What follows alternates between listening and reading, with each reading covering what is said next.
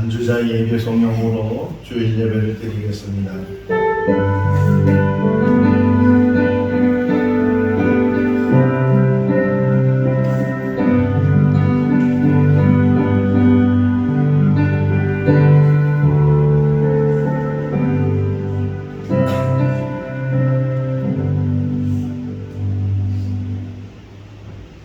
우리가 주의 권능과 영광을 보기 위하여 이같이 성소에서 주를 바라보나이다.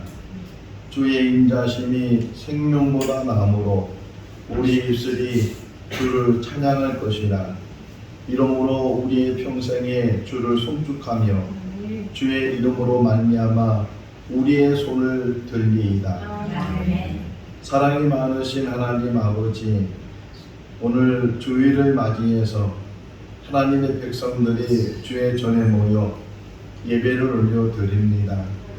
이 자리에 모인 모든 성도들 한 마음 한 뜻을 가지고 주님을 바라보게 하시고 마음을 주님을 향하게 하시고 손을 들어 주님을 찬양하는 귀한 시간이 되게 하여 주시옵소서. 예수님의 이름으로 기원하옵나이다.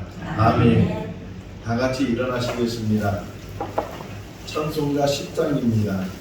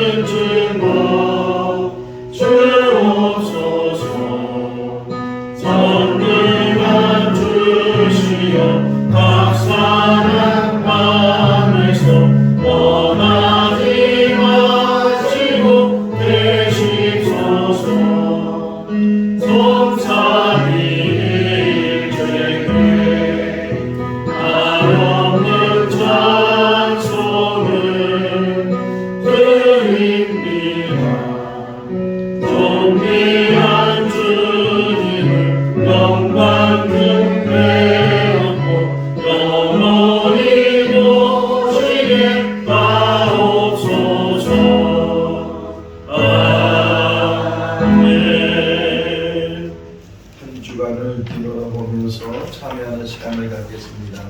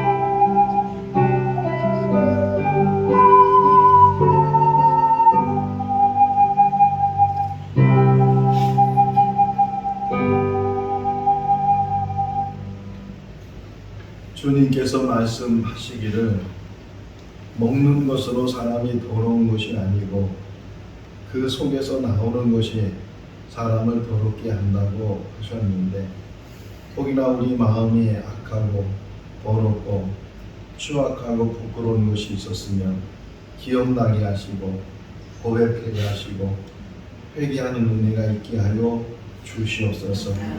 우리 마음에 미움이 있었습니까? 시기가 있었습니까? 원망이 있었습니까? 하나님 주님의 보혈로 씻어주시고 평안을 주시고 주님의 사랑으로만 채워지게 하여 주시옵소서. 지난 한 주간의 부끄러운 모든 것들을 다 도말하여 주시고 새로운 모습으로 새 시간 하나님을 향하는 귀한 성도들 다 되게 하여 주시옵소서. 예수님의 이름으로 기도하옵나이다. 아멘. 사도신경으로 신앙을 고백합니다.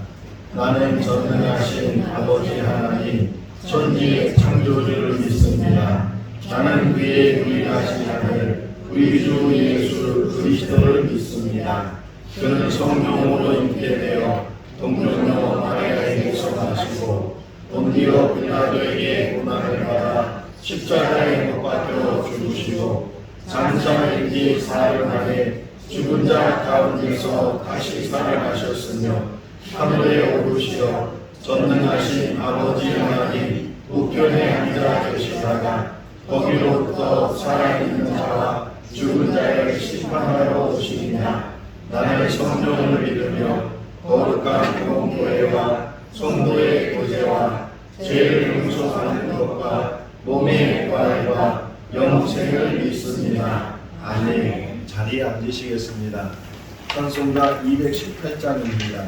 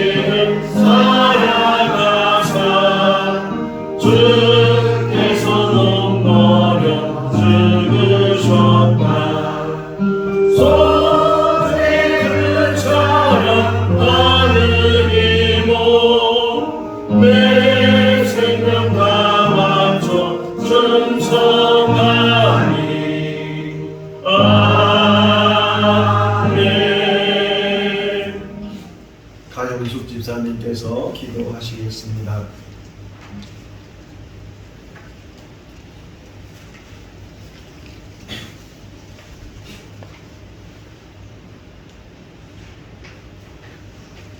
우리를 거룩하고 복된 주님의 날, 다 함께 주의 전에 모여 예배 인도해 주신 주님의 은혜 감사드립니다. 신중한 주님의 은혜를 지키시고 보호해 주셨음을 감사합니다. 사금한 9년만 이 세상에 사는 동안 지구 한편에는 지진과 홍수로 수천 명의 생명을 잃고 삶의 도전을 잃고 절규하는 모습을 보며 그곳에 또 그들의 주님께 회개하여 하루빨리 회복되길 아픈 마음으로 기도했습니다.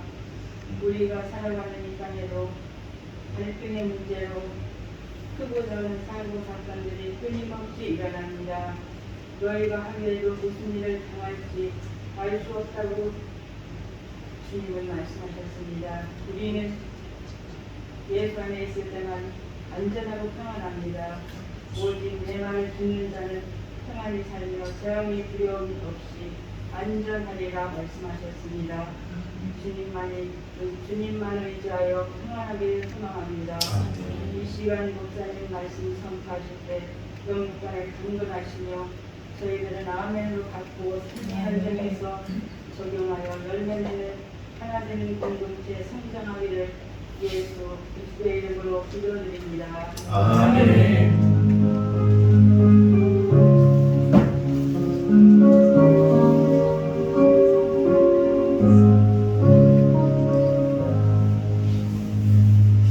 오늘 우리에게 주신 하나님의 말씀은 마태복음 25장 31절에서 40절 말씀입니다.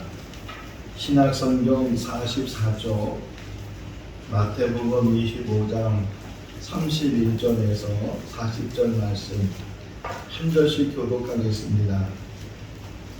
인자가 자기 영광으로 모든 천사와 함께 올 때에 자기 영광의 보좌에 앉으리니 모든 백성을 그 앞에 보고 각각 구분하기를 목자가 양과 염소를 구분하는 것 같이 하여 양은 그 오른편에 염소는 왼편에 두리라. 그때 임금이 그 오른편에 있는 자들에게 이르시되 내 아버지께 똑바를 잡으리여 나와 창세로부터 너희를 위하여 예비된 나라를 상속하라. 내가 줄일 때에 너희가 먹을 것을 주었고 목마를 때에 마시게 하였고 나그네 되었을 때에 영접하였고 어려웠을 때 옷을 입혔고 병들었을 때 돌보았고 목에 다쳤을 때 와서 보았느니라. 이에 의인들이 대답하여 이르되 주여 우리가 어느 때에 주께서 줄이신 것을 보고 음식을 대접하였으며 목마르신 것을 보고 마시게 하였나이까. 어느 때에 나그네 되신 것을 보고 영접하였으며 어려우신 것을 보고 옷 입혔나이까. 어느 때에 병드신 것이나 목에 갇히신 것을 보고 가서 배웠나이까 하리니 임금이 대답하여 이르시되 내가 진실로 너희에게 이르노니 너희가 여기 내 형제 중에 지극히 작은 자 하나에게 한 것이 곧 내게 한 것이니라 하시고. 아멘. 이강래 전도사님께서 수행하시겠습니다.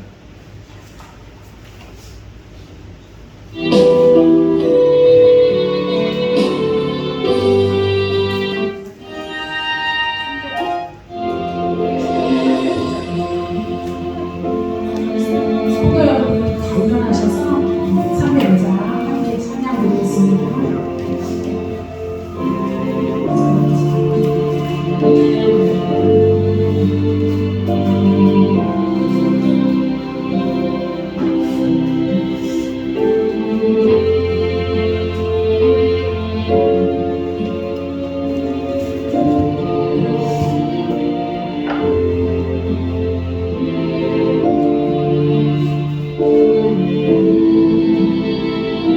주와 같은 주를 찾으시 나 같은 죄인 살리신 주를 배고라고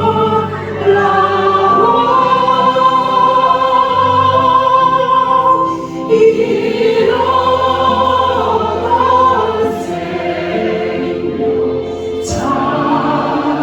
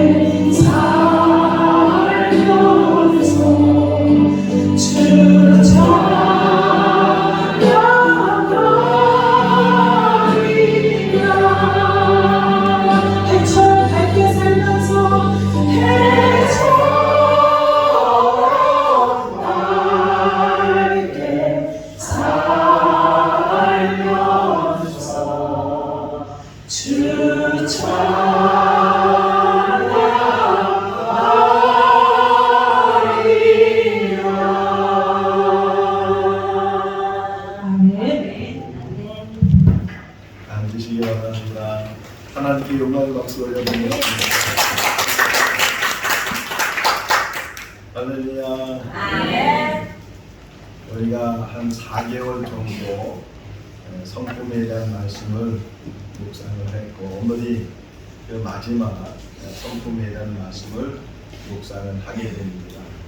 16번의 말씀을 묵상하면서 때로는 그 말씀대로 살기를 애써 봤는데 또 그것이 금방 이루어지지 않고, 언제 또 그런 말씀을 들었는가 해서 다 잊어버리면서 그냥 내가 하고 싶은 대로, 내가 살고 싶은 대로 뭐 좋은 성품을 만들기보다는 지금 만들어져 있는 성품을 가지고도 얼마든지 잘 살 수 있으니까 뭐 또 새로운 성품을 만들려고 애를 쓰고 노력을 하나, 혹이나 그런 생각이 우리에게 없지 않았을 텐데, 그럼에도 불구하고 이 16가지의 좋은 성품은 예수님이 가지고 있는 성품이고, 또 우리가 배워야 되고 또 닮아야 될 그런 성품입니다. 대부분의 사람들은 하기도 전에 미리 포기하는 경우가 많이 있습니다. 저거는 못하는 거야, 안 되는 거야, 그렇게 해서 시도해보지도 않고 포기하는 일들이 있는데, 물론 다 이루어지는 것은 아니지만 그래도 한 번쯤은 해봐야 되겠다, 그렇게 마음을 갖고 조금씩 실천을 하게 되면 꼭 자기도 모르는 사이에 그 좋은 성품을 자기가 갖게 될 수도 있는 줄 압니다. 16번의 성품에 대한 말씀을 이렇게 전하면서 우리 성도들의 삶을 이렇게 보면 어느덧 많이 변해져 있다. 언성이 높았던 분들이 언성이 낮아지게 되고, 또 부부 관계가 더 좋아지게 되고, 또 부모와 자녀들 관계나 성도들 관계에 있어서도 더 넓은 마음을 가지고 주님의 마음을 가지고 변화되는 그런 모습을 보면서 듣는 것이 참 중요하구나. 들음으로 인해서 믿음이 생긴다고 하는데, 들음으로 인해서 좋은 성품이라는 것은 이런 거였구나 하는 것들을 다시금 우리가 생각하게 되고, 또 완전히 이루지는 못하지만 그래도 노력을 해보는 것, 이게 참 중요했다라는 생각을 갖게 되고, 중세시대에 아주 유명한 신학자 중에 한 사람이 어거스틴이에요. 그 어거스틴이 많은 책들을 내는데 그 중에 시간이라는 책을, 시간의 개념이 어떤 개념을 가지고 있는가, 예를 들면 이렇게 해요. 우리는 시간을 나눌 때 과거, 현재, 미래 이렇게 나누는데, 근데 어거스틴에 있어서는 과거도 없고 미래도 없어요. 항상 현재만 있는 거예요. 그러면 과거를 뭐라고 표현하는가? 지나간 현재다. 그럼 미래를 뭐라고 표현하겠어요? 다가올 현재다. 이렇게. 그러니까 현재만 있다는 거예요. 물론 과거는 이제는 지나갔기 때문에 다시는 돌아오지 않지만, 또 미래는 아직 오지 않았기 때문에 우리가 접하지 못하지만 현재, 그러니까 다시 말하면 지금이 중요하다는 거예요. 현재가 중요하다는 거예요. 우리가 이 성품을 배우면서도 내가 과거에 이랬는데 그런 모든 것들은 다 접어두고 지금 내가 어떤 성품을 가지고 있는지, 어제의 나와 오늘의 나는 다르고 작년의 나와 올해의 나는 다른 것처럼 내가 지금 이 시간도 이 자리에서 하나님의 말씀을 들으면서 그 말씀대로 우리 한번 살아봐야 되겠다. 그렇게 사는 것이 우리에게 복이 되는 줄로 믿습니다. 오늘 16번째 국률에 대한 성품을 같이 묵상을 할 텐데, 물론 처음부터 순종의 성품에서부터 시작해서 이 16번째 국률의 성품까지 뭐 하나하나가 다 중요하고 또 우리가 반드시 가져야 될 성품이지만, 어떻게 보면 이 국률이라는 성품이 그 모든 것들을 다 통합하고 있을 정도로 아주 중요한 성품 중에 하나가 이 국률의 성품이고, 또 우리 가운데 다 국률의 성품이 있어요. 내가 국률의 성품을 가지고 있는지도 모르면서 사는 경우도 있고, 또 국률의 성품이 있는데도 불구하고 그것을 가지고 살지 못하는 그런 경우도 있는데 오늘 말씀을 같이 묵상하면서 내 안에 잠재되어 있던 또 내 안에 실천되고 있는 그 국물이 다시금 살아나고 회복이 되면 참 좋겠다 그런 생각이 들고 우리 찬송가 부른 것처럼 우리 이강래 전사님이 잠깐 멘트를 한 것처럼 하나님의 많은 성품 중에 그 국민의 성품 때문에 우리가 구원을 받게 되고 또 하나님의 자녀로 살게 되는 줄로 믿습니다. 나 같은 죄인 살리신 이 한 단어, 이 문장 이것 하나가 고백이에요. 하나님의 사랑이 얼마나 크신지 나 같은 죄. 이 가사를 쓴 사람은요 어떤 사람이냐 노예를 잡아 아프리카 가서 사람을 잡아다가 노예 시장에다 사람을 팔았던 사람이에요. 그런 사람이 하나님 만나서 변화돼서 고백한 것이 이렇게 나 같은 죄인을 살려주신 그 하나님의 은혜가 너무 놀라워 라고 고백했던 것처럼 하나님의 은혜는 하나님의 사랑은 긍휼 가운데 이루어집니다. 자, 긍휼이라는 단어를 먼저 사전적인 의미를 좀 알아야 되겠는데 긍휼이라는 단어의 사전적인 의미는 불쌍히 여기고 도와줌. 시작. 불쌍히 여기고 도와줌. 확실히 머리가 다 좋아요. 불쌍히 여기고 도와줌. 예, 아주 간단하지만 굉장히 깊은 이 내용을 가지고 있는 거예요. 자, 여기서 중요한 게 뭐냐면 도와준다는 건데 이 불쌍히 여기고 도와준다는 말을 다른 말로 제가 다른 단어로 표현을 하고 싶어요.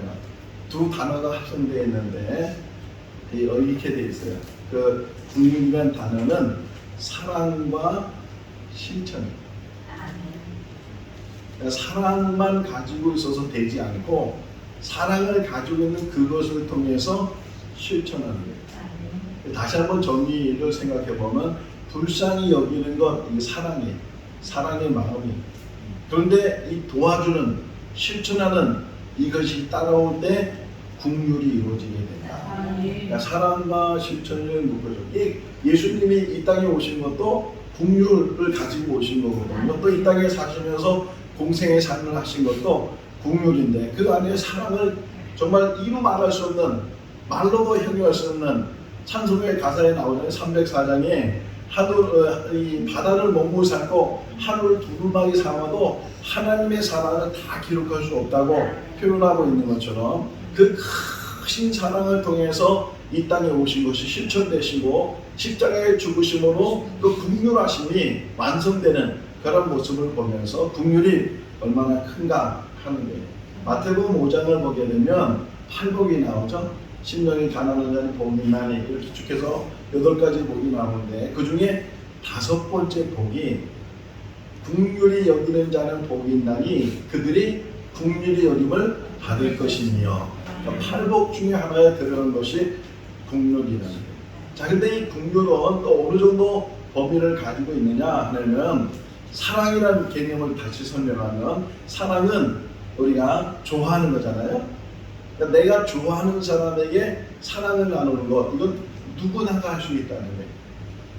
예수님은 그래서 그 사랑의 범위를 사랑의 이 바운드를 뭐라고 얘기하셨냐면 원수까지도 그렇잖아요. 내가 좋아하는 사람만 나와 가까운 사람만 나하고 친한 사람만 사랑하는 것이 아니고 원수까지도 사랑하는 것. 이 긍휼도 마찬가지예요. 이 사랑을 실천하는 게 긍휼이라고 하는데 이 사랑을 실천하는 것이 내가 좋은 사람하고만 나하고 가까운 사람만 이렇게 사랑을 나누는 것이 아니고 심지어는 원수까지도 자기를 힘들게 하고 자기를 죽이려고 하는 사람까지도. 누가복음 22장을 보게 되면 예수님께서 이제 곧 붙잡히시는데 이제 제자들과 더불어 겟세마네 동산에 가셔요. 거기서 기도를 하시죠. 그런데 가룟유다가 예수님께서 거기 계신 걸 알고서 사람들 거기 보면 칼과 몽치를 든 무리들 큰 무리들을 데리고 이렇게 표현해요. 그러니까는 이 가룟유다가 예수님이 있는 곳을 찾아오는데 혼자 오는 것이 아니고 뒤에 많은 무리를 데리고 오는데 이 칼을 들고 몽치를 들고 그렇게 예수님을 붙잡으려고 그들을 찾아와서 갑작스럽게 일어난 일이기 때문에 그 예수님의 제자 중 한 사람 베드로를 하는데 예수님의 제자 중 한 사람이 급히 칼을 빼서 사람의 이게 머리에 칼을 휘둘렀는데 한 사람의 귀가 잘렸어요.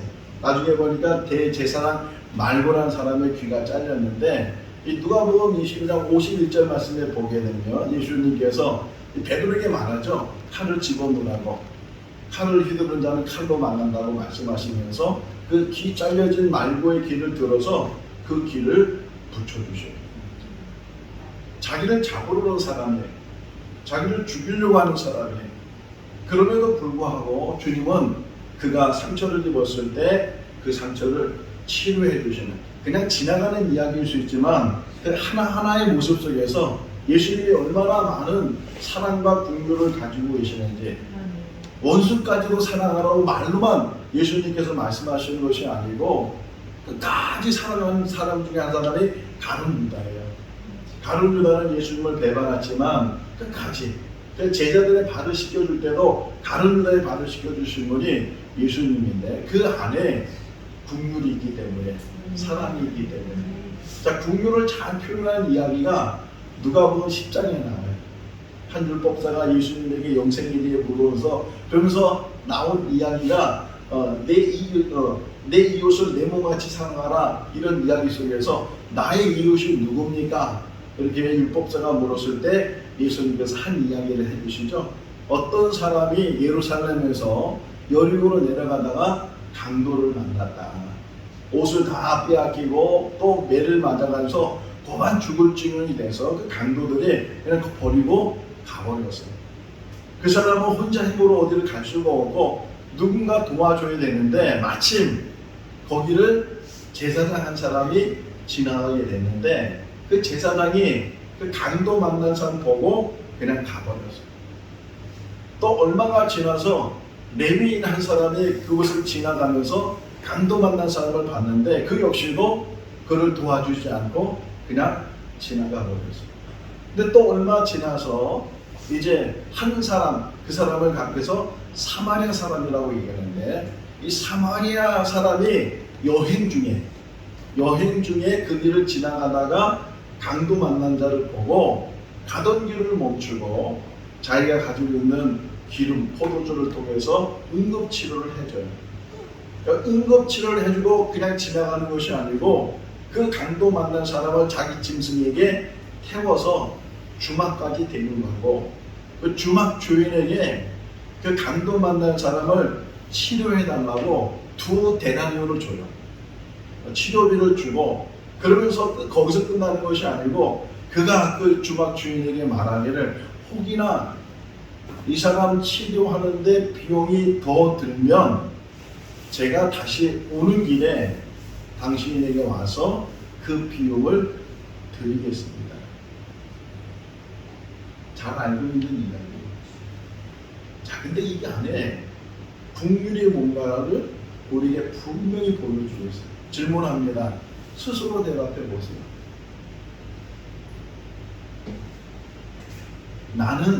나냐, 자기야. 우리는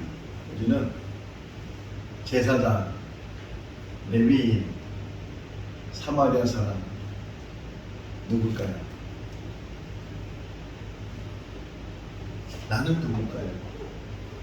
예수님의 이 이야기 속에서 나는 정말 사마리아 사람처럼 여행하는 중이지만 빨리 가야 되지만 걸음을 멈추고 그 어려움을 당한 사람에 대해서 불쌍한 마음을 갖고 그 마음만 있는 것이 아니고 그것을 도와주는, 혹이나 여러분이 반대로 저한테 질문한다면 제가 생각해봐서 이 설교를 준비하면서 나는 어떤 부류의 사람일까? 제사장 또는 레위인이었을 거다. 나 역시도 그 강도 만난 사람에 대해서 혹이나 측은한 마음을 갖고 불쌍한 마음을 가졌지만 그냥 지나갔을 거다. 이런 우리의 모습이에요. 수십 년 동안 신앙생활은 뭐하겠어요? 그런 것 하나 제대로 우리가 사랑을 나누지 못하고 국률을 베푸지 못하면서 어떻게 하나님을 참 믿는다고, 내가 신앙생활을 한다고 국률은 실천이 있어요. 우리 모두에게 국률한 마음이 있습니다.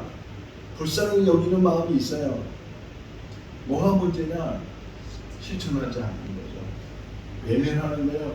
나하고 상관이 없다고, 나는 지금 바쁘다고, 할 일이 많다고, 내가 안 도와줘도 다른 사람이 도와줄 거라고, 그렇게 해서 그 자리를 지나갔을 거예요.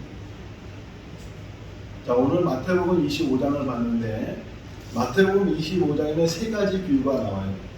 흔히 말하는 열처녀의 비유와 또 달란트의 비유, 그리고 오늘 우리가 읽은 양과 염소의 비유가 나와요. 그런데 이 열처녀의 비유나 달란트의 비유나 양과 염소의 비유는 두 부류로 나눠지게 돼 있어요.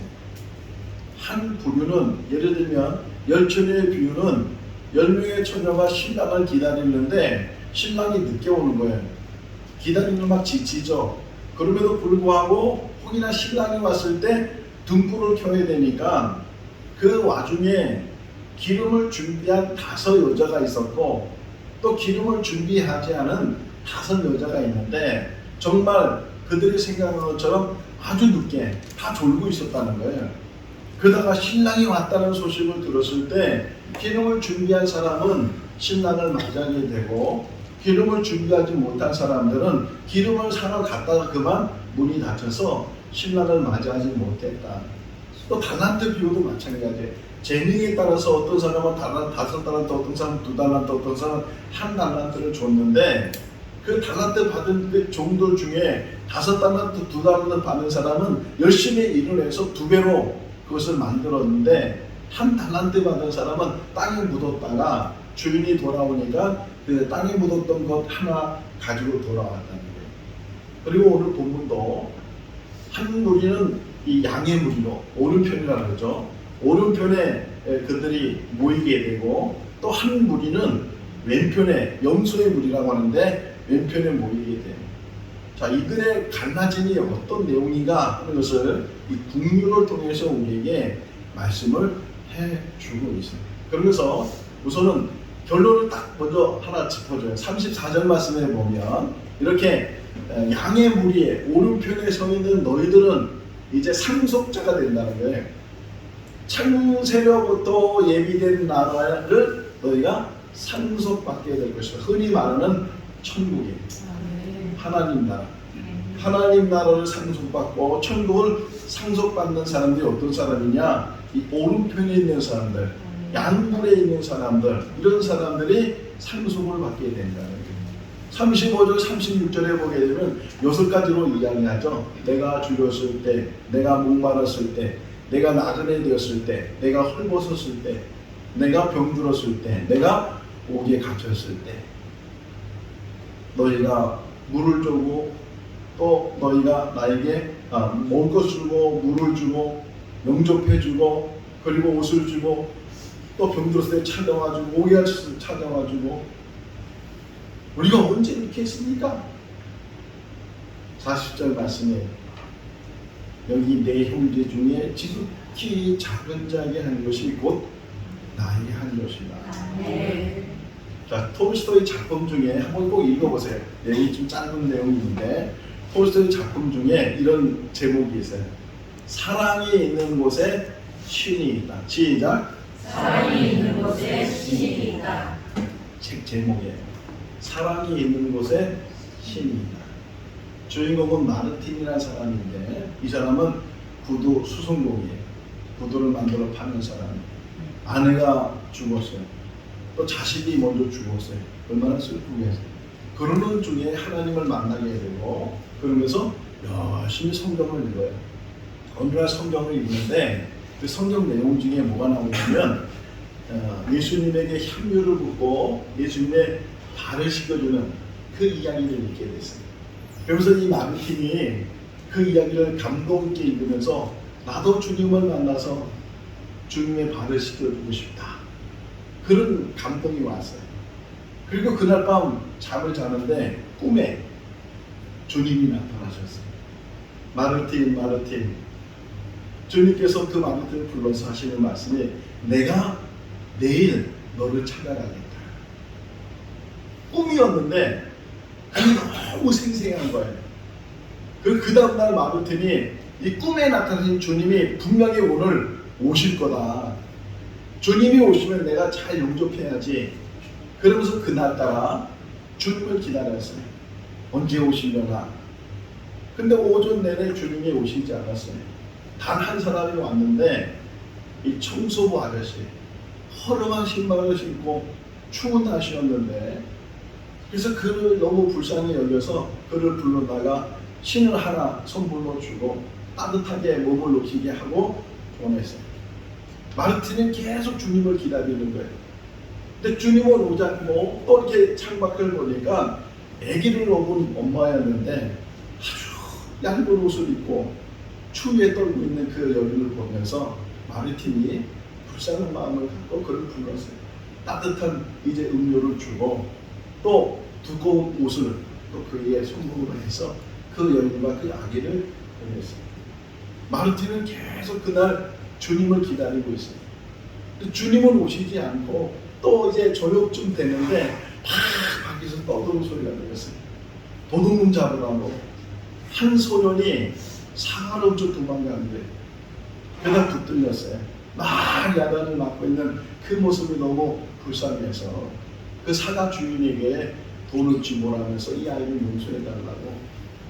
얼마나 배고프면 그렇게 있냐고. 근데 주님은 오시지 않았어요. 그렇게 기다렸던 주님을 만나지 못했어요. 저녁이 되고 이제 잠을 자고 꿈에 다시 어제 오셨던 그 주님이 마르틴을 찾아왔어요. 마르틴이 말합니다. 왜 주님 오신다고 했는데 오시지 않았습니까? 그때 주님께서 그 마르틴에게 내가 3번 너를 찾아갔다. 거기서 보였던 게 그 청소부 할아버지, 아기 업은 엄마, 그리고 사과를 훔쳤던 소년의 모습이 보였어요. 주님을 만나고 싶었던 그 마르틴에게 주님을 찾아가셨어요. 그 형제 중에 지극히 작은 자의 모습으로 주님이 찾아가셨어요. 오래전에 베스트셀러였던 책 중에 하나가 감자탕 교회 이야기라는 책이 있어요. 여러분 한 번쯤은 읽어봤을 텐데, 교회 이름이 없어서 감자탕 교회가 아니고 건물 안에 여러 이제 간판들이 있는데 그 교회 이름으로 교회를 찾아가려면 못 찾는 거예요. 근데 큰 글씨로 감자탕이라고 써 있어서 교회를 찾아오려는 사람에게 소개할 때는 그 감자탕 글씨를 보고 찾아오라고. 그런 교회가 있어요. 원래 그 교회 이름은 광명교회. 담임 목사님은 조현삼 목사님이신데, 교인들이 그 당시 그 책을 쓸 때 그 당시 교인들이 한 900명 정도 모이는 적은 숫자가 아니죠.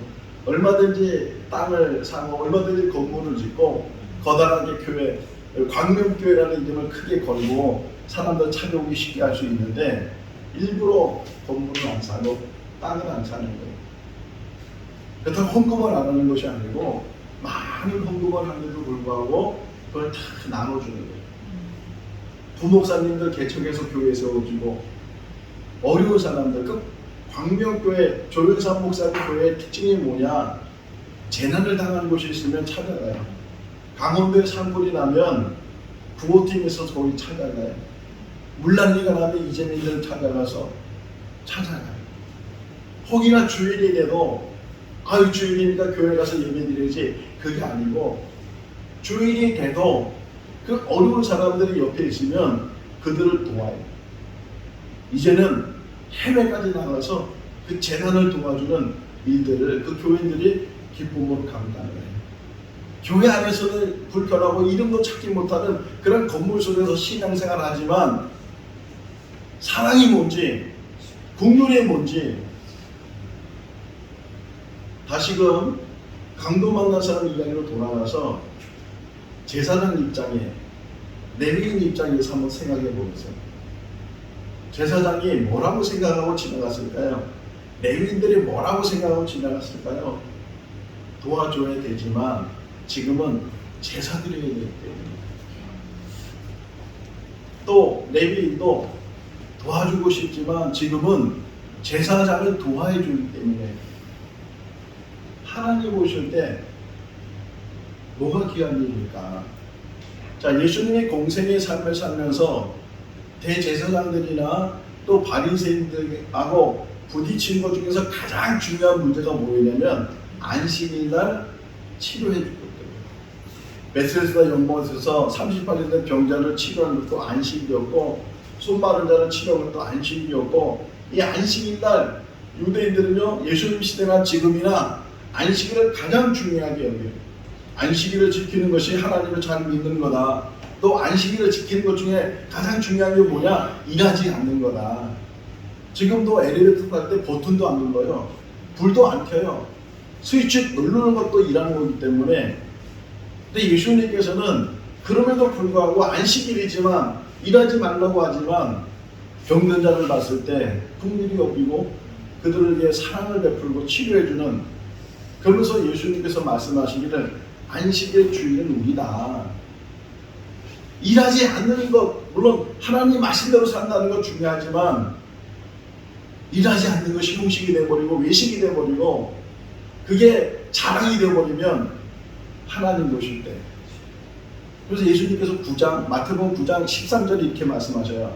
호세아 6장 6절 말씀을 인용하시는데 내가 긍휼을 원하고 제사를 원하지 않는 그 뜻이 무엇인지를 배우라. 제사가 뭐 형편없고 제사가 뭐 아주 우리가 안 드려도 예배를 안 드려도 되고 그런 게 아니에요.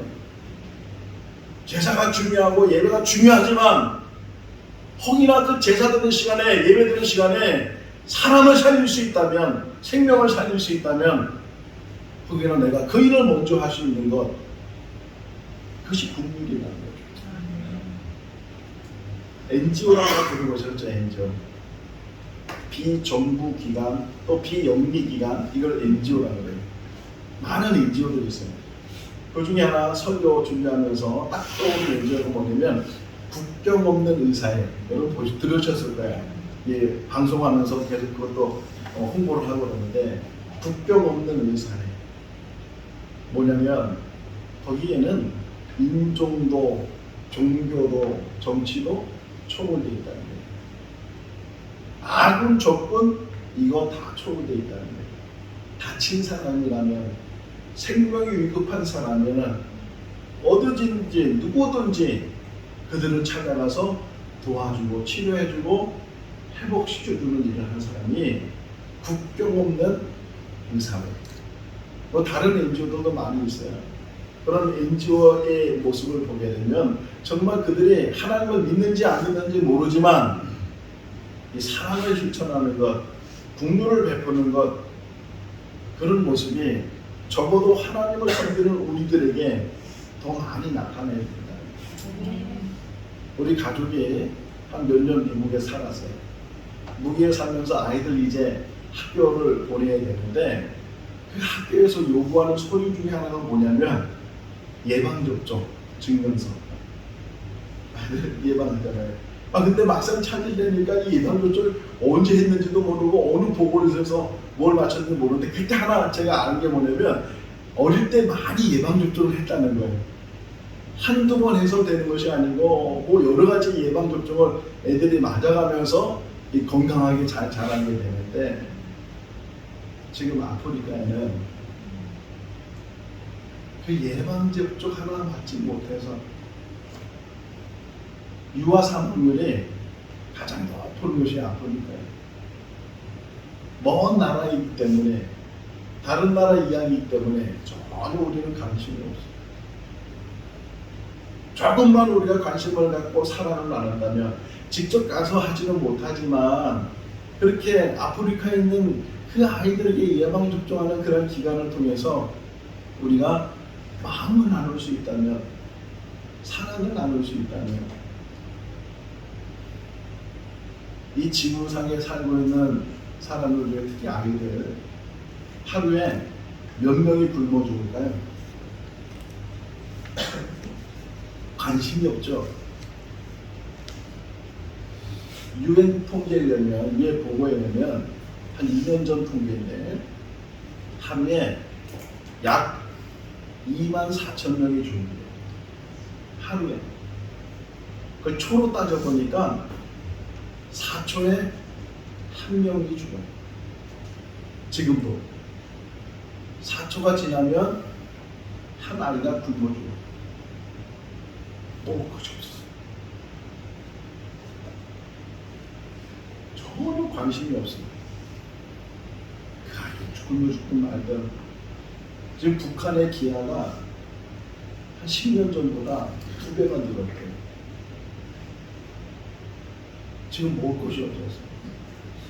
어제 뉴스도 보니까 김여정이라는 사람이 뭐 핸드백 1,000만원짜리 들고 있다는 그렇게 타이틀이 나오면서 지금 북한에 있는 주민들은 굶어 죽어가고 있는데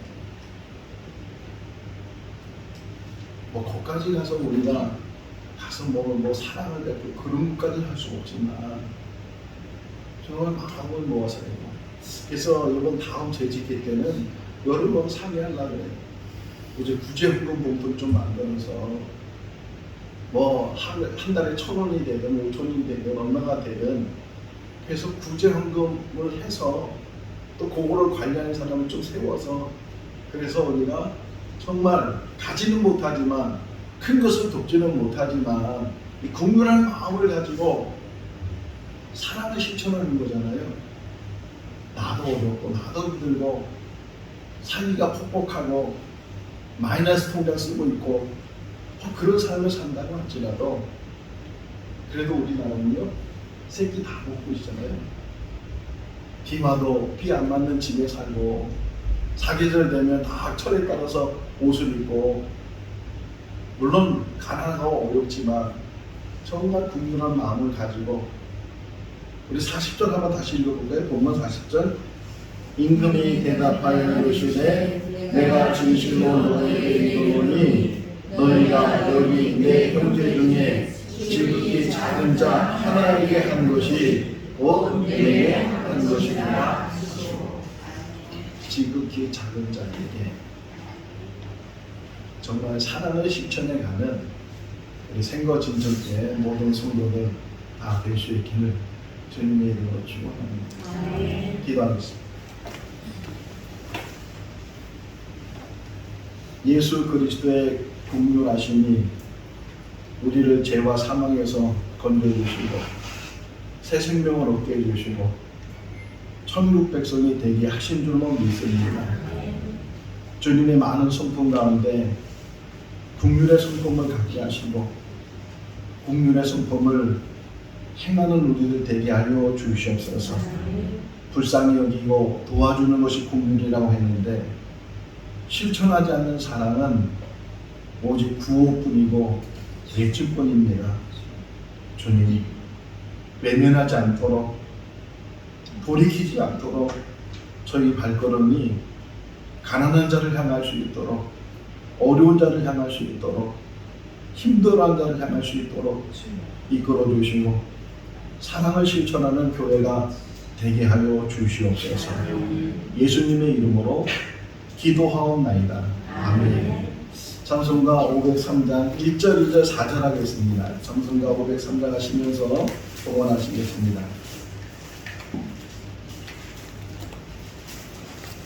503장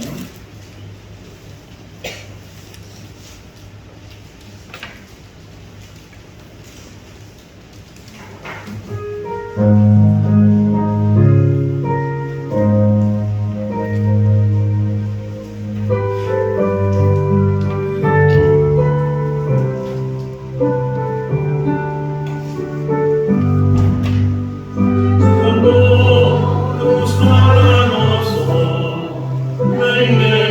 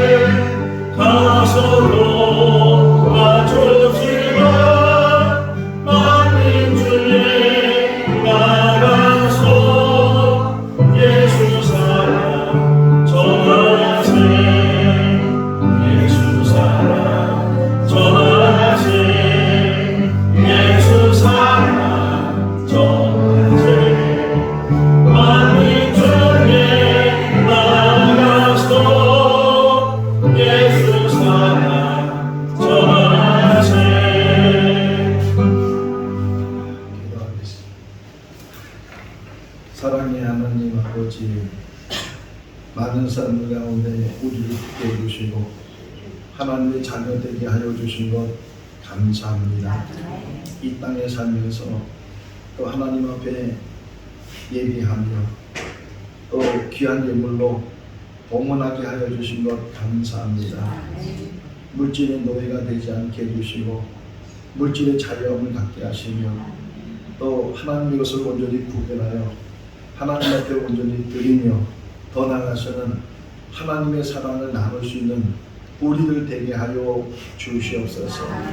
소자에게 물 한 그릇 대접하는 것도 결단코 그 상을 잃지 않는다고 주님 말씀하셨는데 사랑을 나누며 사랑을 실천하는 우리들 되게 하여 주시고 물질로도 허락하여 주셔서 마음껏 하나님을 위해서 일하시는 우리 모든 성도들 가정들 다 되게 하여 주시옵소서. 예수님의 이름으로 기도하옵나이다. 아멘.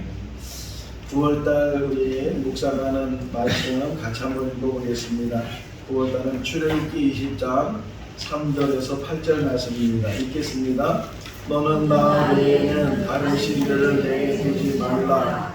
너를 위하여 새긴 우상을 만들지 말고 또 위로 하늘에 있는 것이나 아래로 땅에 있는 것이나 땅 아래 물속에 있는 것들에 어떤 형상도 만들지 말며 그것들에게 절하지 말며 그것들을 섬기지 말라. 나 내 하나님 여호와는 질투하는 하나님인즉 나를 미워하는 자의 죄를 갚되 아버지로부터 아들에게로 3, 4대까지 이르게 하거니와 나를 사랑하고 내 계명을 지키는 자에게는 1000배까지 은혜를 베푸느니라.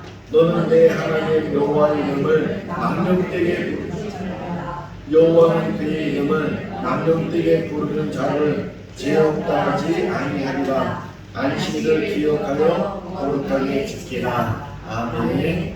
10월달은 조금 짧아요. 9월달은 좀 긴데 우리가 계속 말씀을 묵상할 수 있기를 바랍니다. 오늘은 성령 강림 주일 후에 16번째 주일 예배를 우리가 드리고 있고 주일 예배 때 특성하시고 싶은 분 언제든지 말씀을 해 주시기를 바랍니다.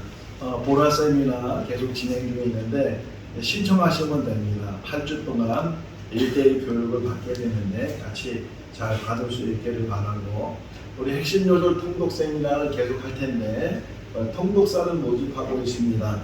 2교시는 우리 정득현 집사님, 5교시는 백동순 집사님, 6교시는 제가 하는데 나머지 비어있는 자리 3개의 자리가 비어있는데 신청을 해주시면 이것이 다 차게 되면 날짜를 정해서 한번 통독대회를 가지려고 합니다. 신청을 해 주시기를 바라고요. 우리 교단이 이제 우리 교회가 교단이 가입이 됐는데 19일날 정식으로 이제 통보가 온다고 합니다. 가입이 됐을 텐데 어쨌든 위에서 기도해 주시고 열심히 신앙생활 잘하는 우리 성도들 다 될 수 있기를 바랍니다. 혹이나 계좌를 통해서 헌금하시는 분들이 계시는데 이름이 없으면 누가 헌금을 한지 몰라요. 8월 31일 날 계좌를 통해서 헌금이 들어온 게 하나 있는데 11조로 들어왔어요. 11조 이렇게 해서 누가 있는지 모르니까 혹시 계좌로 헌금하시는 분들은 우리 회계 표집사님이나 저한테 연락을 문자를 주셔서 헌금했다고 이렇게 알려주셔야 이름을 알 수 있으니까 이름이 먼저 들어갈 수 있도록 이렇게 계좌를 통해서 헌금을 해주시면 감사하고 우리 여기 앞에 보면 헌금 받침대가 새로 이렇게 마련했는데 무명으로 이것을 헌물했습니다. 너무 감사하고 하나하나가 여러분 보실 때 우리 교회가 뭐가 필요하겠다 생각하시면 언제든지 헌물을 하시면 좋을 것 같습니다. 다 같이 일어나셔서 찬송가 171장 1절 하시겠습니다.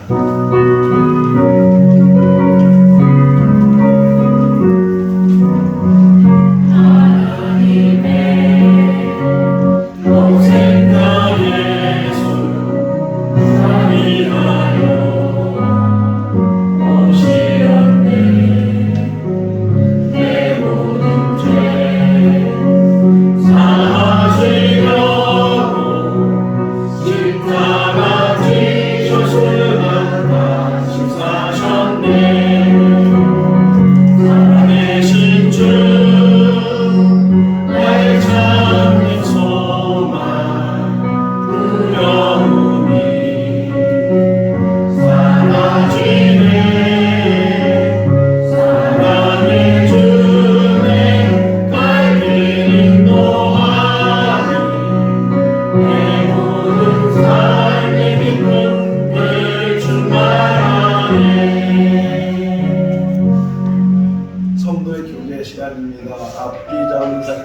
주님 안에서 사랑합니다.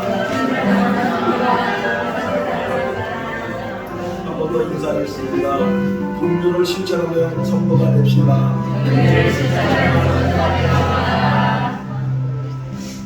제가 바라는 게 딱 하나가 있어요. 우리 생거진정교회. 그래서 목회를 다시 여기서 시작을 하는데 사랑의 공동체를 만듭니다.